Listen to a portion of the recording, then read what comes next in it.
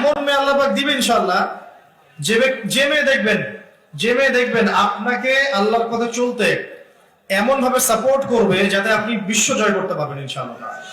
একটা মেসেজ, আপনার জীবনের চলার পথটা যদি ভুল হয়, আপনি খুব সহজে ক্লান্ত হয়ে যাবেন। আপনার চলার পথটা যদি আল্লাহ এবং তার রাসূলের ইত্তেবায়ের মধ্যে না হয়, ভুল পথে হয়, আপনি খুব সহজেই ক্লান্ত হয়ে পড়বেন। ক্লান্ত হয়ে যাচ্ছেন না? এখন হতাশ হচ্ছেন না? জীবনে হচ্ছে। আমাদের যুব সমাজ এখন হতাশ।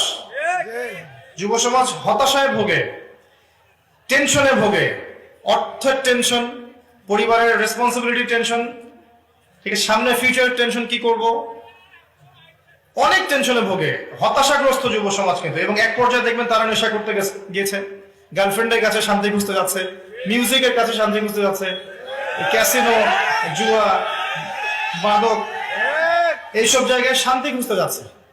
কেন জানেন? সে ভিতর থেকে হতাশ, সে ভিতর থেকে কষ্টে ভুগছে, মানসিক কষ্টে ভুগছে। এই কারণে সে এইসব জায়গায় গিয়ে সুকুন বা পিস খোঁজার চেষ্টা করছে।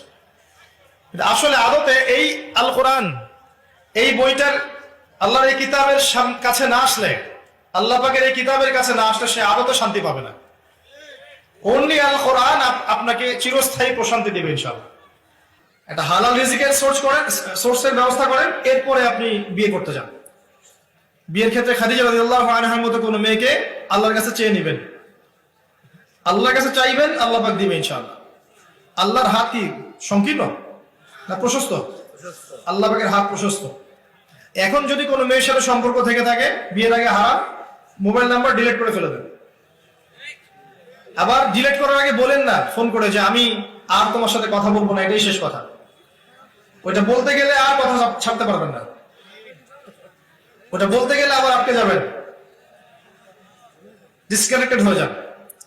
ছেড়ে দেন, আল্লাহ পাক নেককার স্ত্রী আপনাকে দিবে ইনশাআল্লাহ।